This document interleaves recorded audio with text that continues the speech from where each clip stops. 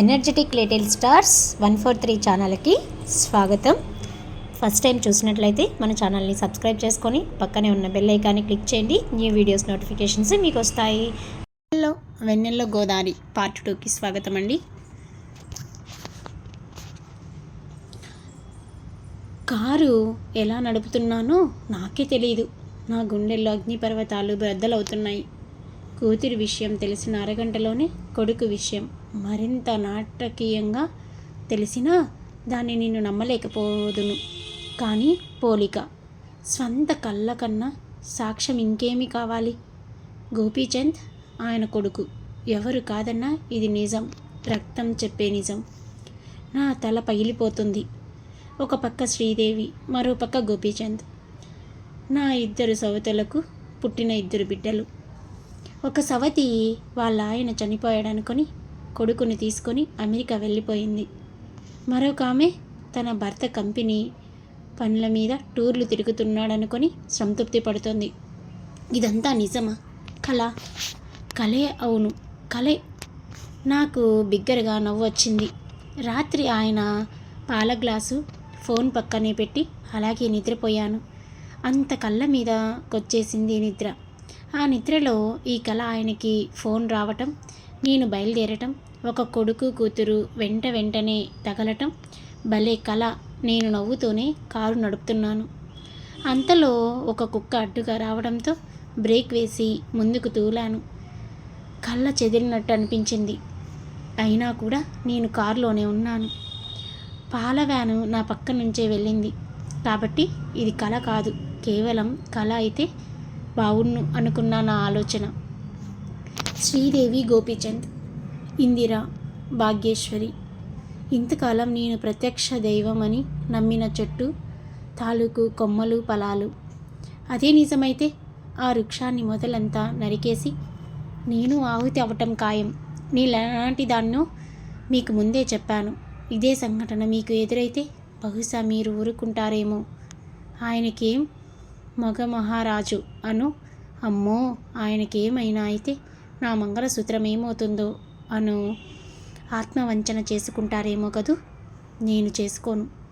ఒక మగవాడు తాను బ్రతికుండి చనిపోయినట్టు నాటకమాడి ఒక స్త్రీని పరాయి దేశాలకు పంపిస్తే, ఒక పురుషుడు తన వివాహితుడు అయి ఉండి మరో స్త్రీని అబద్ధం చెప్పి పెళ్లాడితే అతడు నా భర్తే అయినా అతన్ని వదిలిపెట్టను.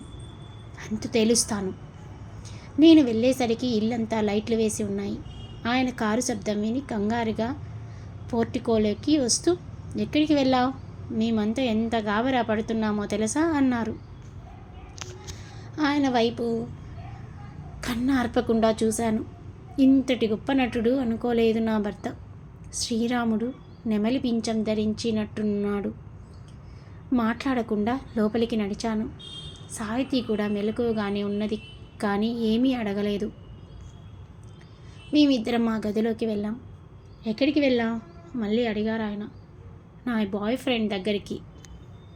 ఆయన నవ్వటానికి శుష్క ప్రయత్నం చేసి, మరేమిటి అంత తొందరగా వచ్చేసావు అని అడిగారు. హోటల్లో గది తీసుకోవటానికి ఇద్దరం వెళ్ళాం. అక్కడ పాత స్నేహితురాలు కనపడింది. ఆమె సహాయం చేసింది. ఇప్పటి వరకు అక్కడే ఉన్నాను. ఆవిడ పేరేమిటి అని అడగరేం? ఏమిటి? ఇందిర. ఏ ఊరు నుంచి వచ్చిందని అడగరేం? చెప్పు అన్నారు. నేను స్నేహితురాలనేసరికి ఆతృత తగ్గిపోయింది. విజయనగరం. ఆయన మొహంలో భావాలు గమనిస్తూ అన్నాను. అయితే ఆయనలో ఏ మార్పు లేదు. నా వల్లు బగబగా మండుతోంది. ఇందిరా కూతురు శ్రీదేవి కూడా వచ్చింది అన్నాను కొసమెరుపుగా. అయినా కూడా ఆయన మొహంలో ఏ మార్పు లేదు. ఇంతకు నేను వెళ్ళింది ఏ హోటల్కి అని అడగరేం? ఏ హోటల్కి? బంజారా. అప్పుడు కనిపించింది ఆయన మొహంలో మార్పు. లోపల నుంచి ఏదో తన్ను కొట్టినట్టు ఒక్కసారిగా ఆయన మొహం మారిపోయింది. నువ్వు బంజారాకి వచ్చావా అని అడిగారు. వెళ్ళావా అని అడగకుండా వచ్చావా అని అడుగుతారేమిటి? మీరు కూడా అక్కడికి వచ్చారా? ఓరగా చూస్తూ అన్నాను. ఆయన సమాధానం చెప్పలేదు.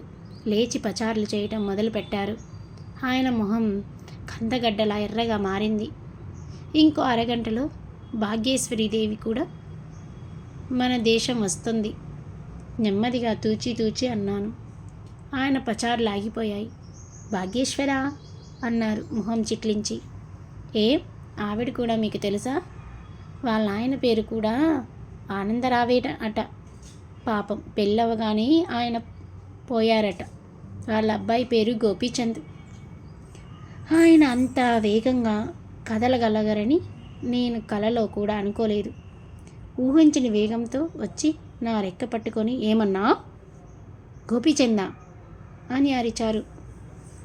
ఆయన కంఠం కీచుగా ధ్వనించింది. సరిగ్గా ఎక్కడ దొరకాలనుకున్నానో అక్కడ దొరికారు. ఏం, గోపీచంద్ తెలుసా మీకు? ఎక్కడున్నాడు? గోపి ఎక్కడున్నాడు?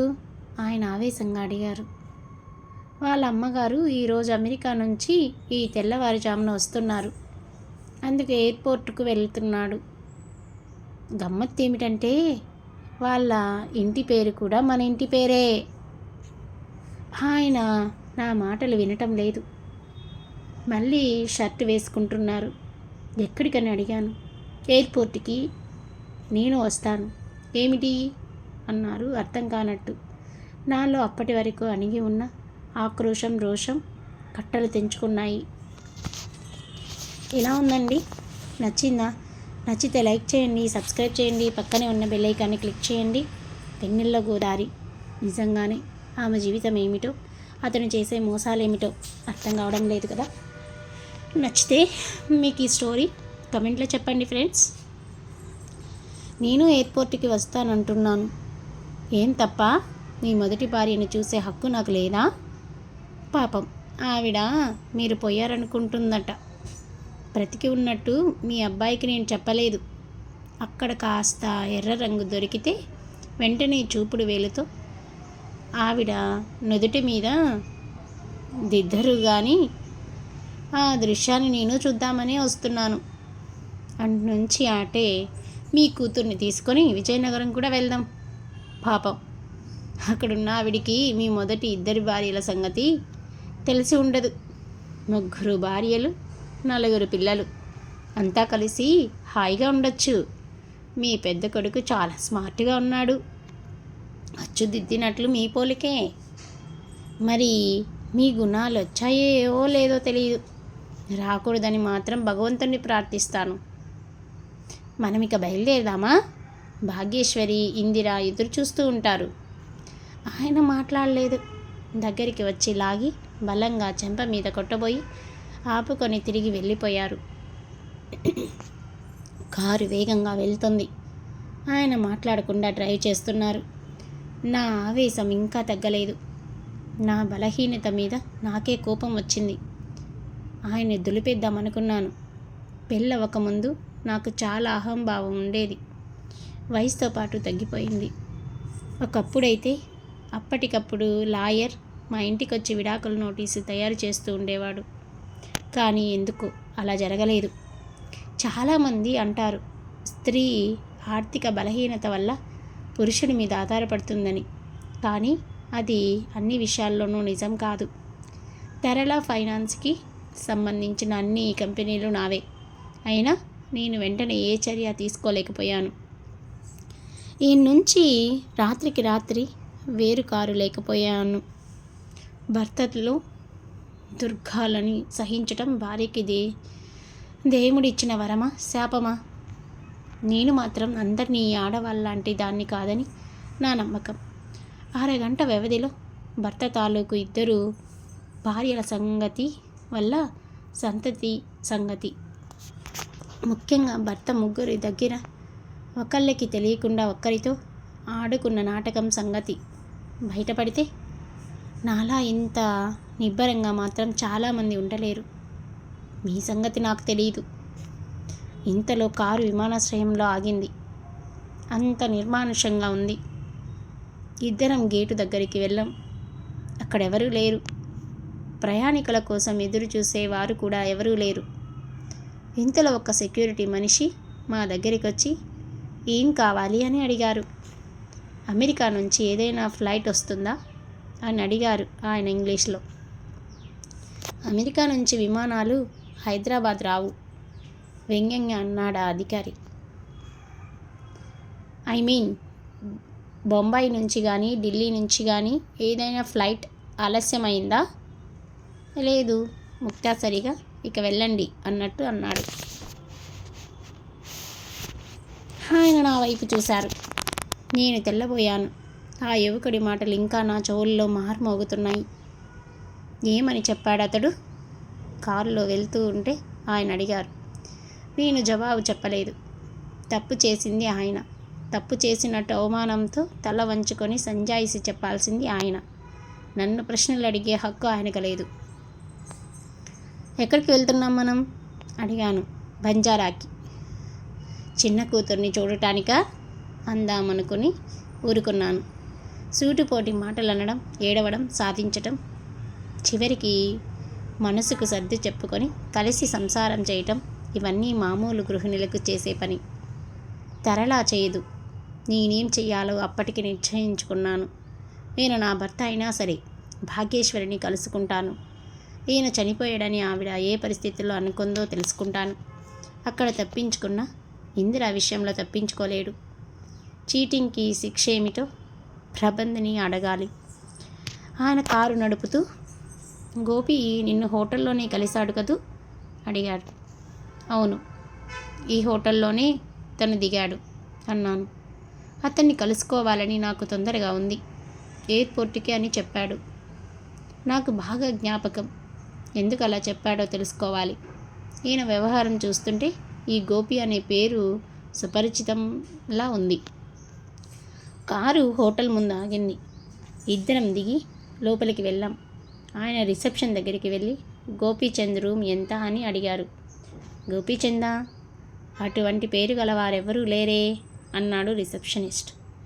వెనుక బోర్డు పరిశీలించి చూసి ఆయన మొహం వాడిపోయింది. మరొకసారి చూడండి అన్నారు. అతడు మళ్ళీ చూసి లేదు సార్ అన్నాడు. మేము వెనుదిరిగిపోతుంటే అన్నాను, ఒక్కసారి పైకి వెళ్దాం. ఎందుకు? మీకంతా తెలుసు, మళ్ళీ ఎందుకు అని తెలియనట్టు అడుగుతున్నారు. ఇక్కడ ఎందుకు ఆ అమ్మాయిని మనతో పాటు తీసుకువెళ్దాం అనుకుంటున్నాను. ఆయన మాట్లాడలేదు. మౌనంగా లిఫ్ట్ వైపు నడిచారు. ఆయన మౌనం మరింత బాధ పెట్టింది. లిఫ్ట్లో ఇద్దరమే ఉన్నాం. మీకు చీమ కుట్టినైనా లేదా అన్నాను. దేనికి తరలా? దేనికి అని అడుగుతున్నారా? మీరు అసలు మనుషులేనా? 2 వేరు ఊర్లలో 2 కాపురాలు పెట్టడానికి, అసలు ఇంకో పెళ్ళామే లేదని చెప్పటానికి మీకు సిగ్గు లేదా? లేదు. నువ్వు అనుకున్నట్టు నాకు రెండో సంసారం ఏదీ లేదు. మరి పైనున్న అమ్మాయి ఎవరో? 3వ భార్య కూతురు కాదా? ఆ సంగతి అలా ఉంచండి. భాగ్యేశ్వరికి మీరు బ్రతికున్నట్టు తెలుసా? నాకే భాగ్యేశ్వరి తెలీదు. తరడా, నన్ను నమ్ము. తెలియకుండానే మీకు ముక్కు నుంచి పడ్డట్టు ఊడి పడ్డా మీ కొడుకు అని అడుగుతుంది తరళ. మరి అది నిజమేనా ఏంటి అనేది చూద్దామా? మరి చూసే ముందు మీకు ఈ సిరీస్ నచ్చిందా? వెన్నెల్లో గోదావరి నచ్చిందా? నచ్చితే లైక్ చేయండి.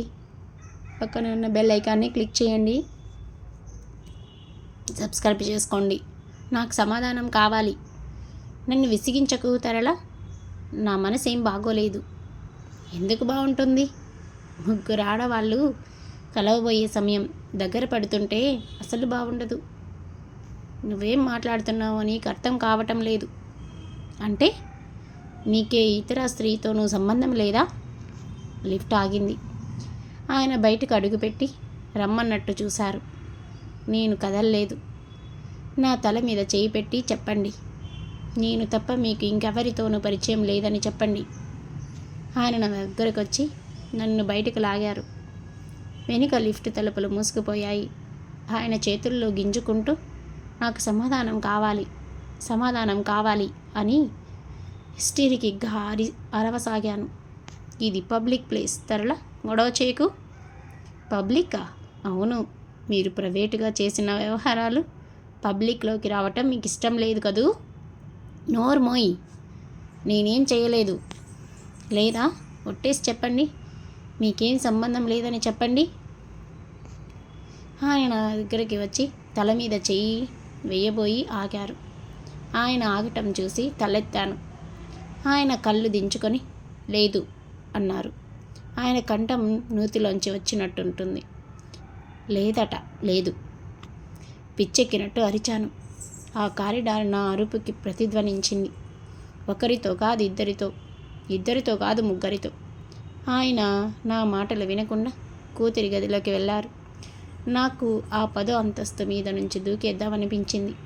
కళ్ళు తిరిగి పడిపోకుండా స్తంభాన్ని పట్టుకున్నాను. ఇంతలో ఆయన గదిలోంచి బయటకొచ్చారు. ఆయన మొహం పాలిపోయింది. నన్ను పట్టుకొని కిందికి ఎలా తీసుకొచ్చారో, రిసెప్షన్ వరకు ఎలా నడిచానో నాకే తెలియదు. 3-4 గంటల క్రితం నా కూతుర్ని ఇక్కడ రూమ్ తీసుకొని వదిలి వెళ్ళాను. ఏమైంది అని అడిగారు. మేము మాటిమాటికి రావటం వెళ్ళటం, ఈ నాటకమంతా చూస్తూనే ఉన్నాడు ఆ రిసెప్షనిస్టు. వెనుక బోర్డు వైపు కూడా చూడకుండానే మిస్ దేవిక అని అడిగారు. ఎస్. 1 గంట క్రితమే ఖాళీ చేసి వెళ్ళిపోయారు సార్ అన్నాడు. ఆయన పిడికిళ్ళు బిగుసుకున్నాయి. ఖాళీ చేసిందా అని గొణిగారు. ఆయన అయోమయంగా నా వైపు చూశారు. నా చుట్టూ ఏం జరుగుతుందో నాకు అర్థం కావటం లేదు. ఒక పెద్ద మలుపు. మా ఆయన ఊహించనిది జరుగుతూ ఉందని, ఆయన గతంలో చేసిన దానికి మానసికంగా ఫలితం అనుభవిస్తున్నారని మాత్రం తెలుస్తుంది. మరి ఏ పాపం చేయని నాకెందుకు ఈ శిక్ష? నాకు శ్రీదేవి విషయమై మొట్టమొదటి అనుమానం ఆయన మీదకే వెళ్ళింది. నేను హోటల్ నుంచి ఇంటికి వెళ్ళి ఆ తర్వాత ఆయనతో కలిసి ఎయిర్పోర్ట్కి వెళ్ళి తిరిగి ఇంటికి వచ్చే లోపల శ్రీదేవి మాయమైంది. అంటే ఈయనకి ఈ విషయంలో ఎవరో తోడ్పడి ఉంటారు. ఇంకెవరు? ఇన్స్పెక్టర్ సత్యనారాయణ అయి ఉంటాడు. వీళ్ళంతా కలిసికట్టుగా ఈ కేసు మాఫీ చేయడానికి ప్రయత్నిస్తున్నారన్న విషయం అర్ధరాత్రి మా ఇంటికి ఫోన్ వచ్చినప్పుడే అర్థమయ్యింది. మొదట ఫోన్ రాగానే పోలీస్ స్టేషన్కి వెళ్ళి అక్కడి నుంచి తన కూతుర్ని తీసుకెళ్ళి హోటల్లో పెట్టారు. తర్వాత ఇంటికి వెళ్ళారు. అప్పటికి నేను ఇంట్లో లేకపోవడంతో కంగారు పడ్డారు. ఇప్పుడు తాత్కాలికంగా ఆలోచిస్తే జరిగిందేమిటో నాకు క్రమక్రమంగా బోధపడుతూ ఉంది. నేను ఇంట్లో లేకపోవడంతో పోలీస్ స్టేషన్కి ఫోన్ చేసి ఉంటారు. అక్కడ సత్యనారాయణ నేను తనకి ఫోన్ చేసి అసలు విషయం అంతా కూఫీ లాగిన సంగతి ఆయనకి చెప్పి ఉంటాడు. ఈయన బేలెత్తి పోయి ఉంటారు. మా ఇంటి ముందు గూర్జా నేను కారు తీసుకొని బయలుదేరిన సంగతి చెప్పి ఉంటాడు. నేను హోటల్కి బయలుదేరిన సంగతి ఆ విధంగా తెలిసిపోయి ఉంటుంది. నేను ఇంటికి రాగానే నిలదీస్తానని ఆయన ఊహించి ఉంటారు. ఇన్స్పెక్టర్ సహాయంతో ముందు శ్రీదేవిని మాయం చేసి ఆ సాక్ష్యం దొరకకుండా తప్పించుకున్నాడు. కానీ గోపీచంద్ నన్ను కలుస్తాడని వీళ్ళు కలలో కూడా ఊహించలేదు. అందుకే శ్రీదేవి పేరు చెప్పినప్పుడు ఆయన మొహం నిబ్బరంగా ఉంది. గోపీచంద్, భాగ్యేశ్వర్ల పేర్లు చెప్పగానే కంగారు పడ్డాడు. ఇప్పుడిక నాకు అర్థం కాని విషయం ఒకటే.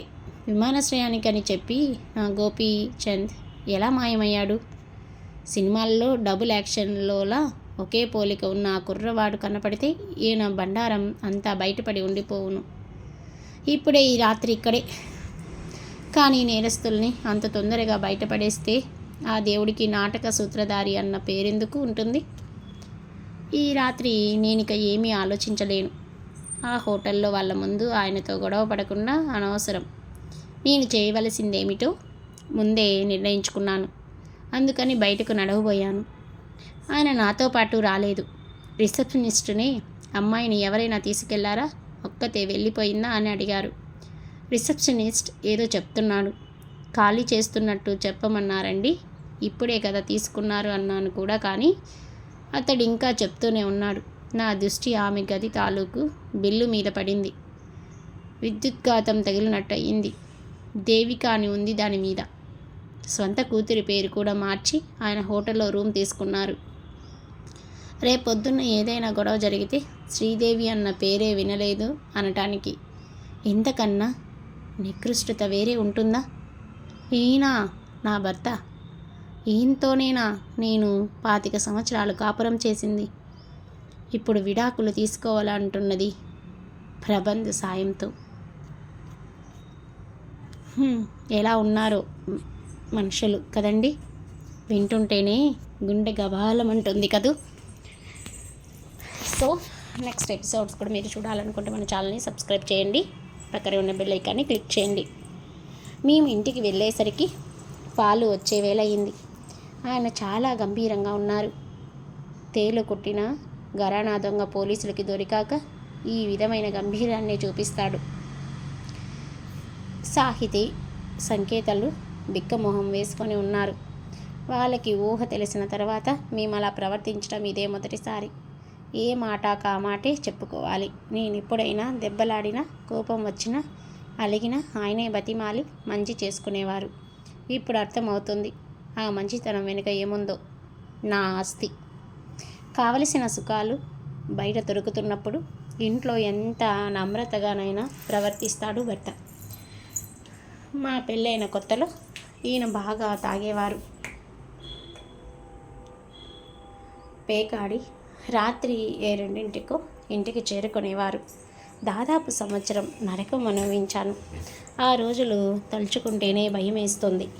ఈయన చేతులు పట్టుకొని బతిమాలేదాన్ని, పేకాట మానేయండి, ఆస్తి వ్యవహారాలు చూసుకోండి అని. ఈయన వినేవారు కాదు. మీరు చేసిన ద్రోహానికి ఇంతకంటే నరకం అనుభవించాలి అనేవారు. ఏమిటి మేము చేసిన ద్రోహం? గాలికి తిరిగేవాడిని తీసుకొచ్చి ఇంత ఆస్తిని కూతుర్ని ఒప్పచెప్పటమేనా? అర్హత లేని వాడిని అందలం ఎక్కించటమేనా? మీకు అనిపిస్తూ ఉండవచ్చు, ఏమిటి ఈవిడ భర్త గురించి ఇలా చెప్తుంది అని. నిజమే, ఇన్నాళ్ళు నేను ఒక్క మాట అనలేదు.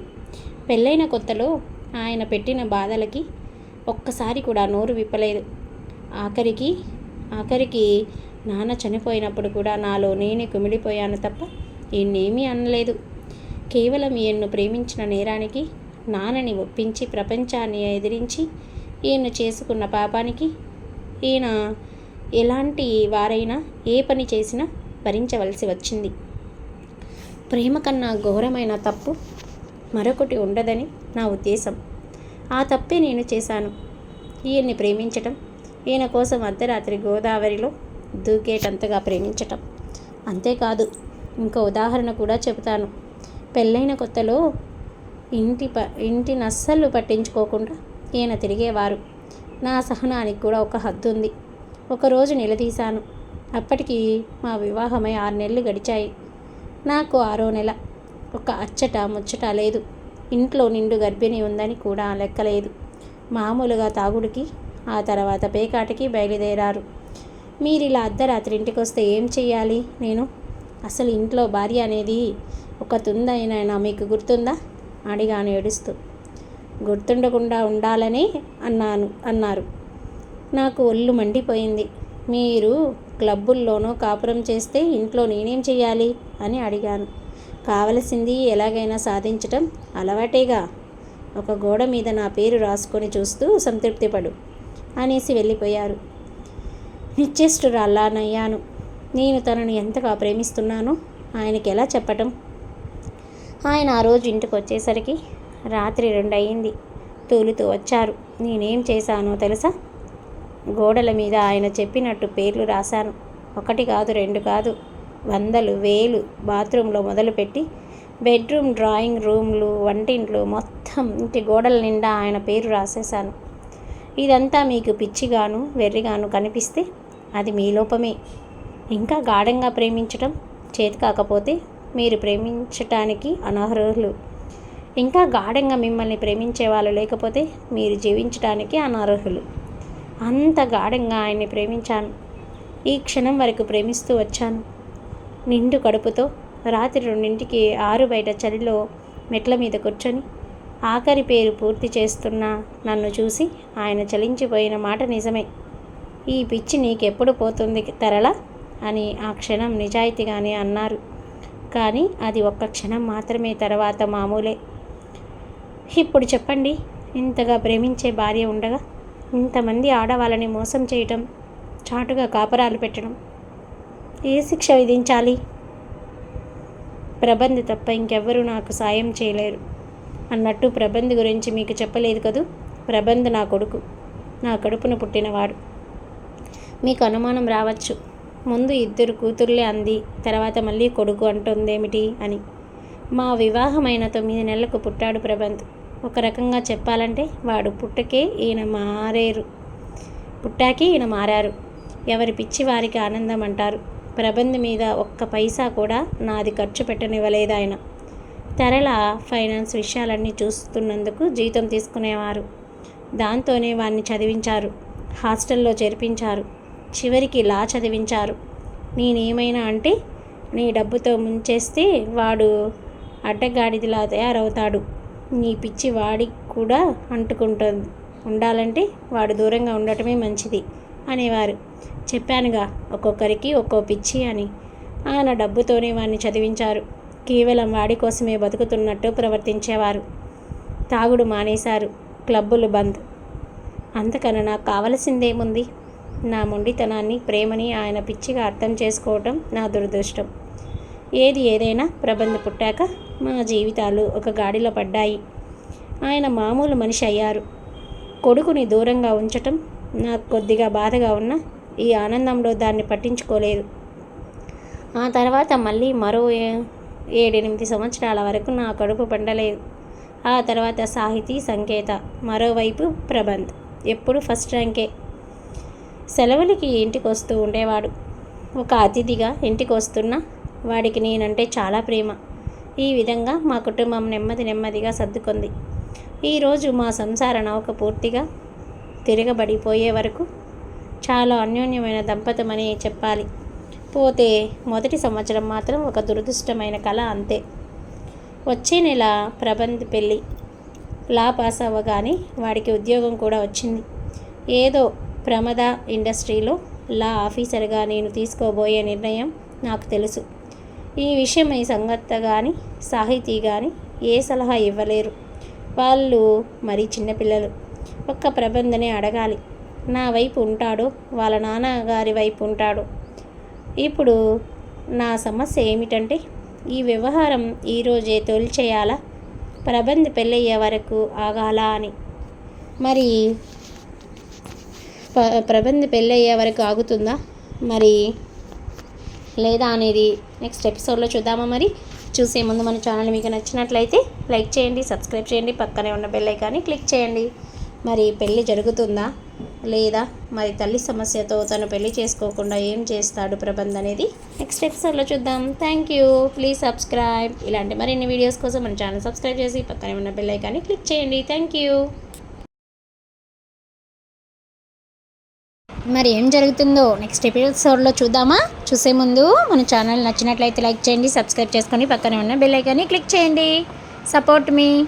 పిల్లలకి మంచి కథలు, నవలలు, ఎడ్యుకేషన్ రిలేటెడ్ అండ్ సరదాగా కాసేపు నవ్వుకోవడానికి ఫన్నీ జోక్స్ మన ఛానల్లో అవైలబుల్లో ఉంటాయి. పిల్లలు సరదాగా షార్ట్స్లో ఫన్నీ జోక్స్, డ్యాన్స్ కూడా ఉంటాయి. చూసి ఎంజాయ్ చేయండి.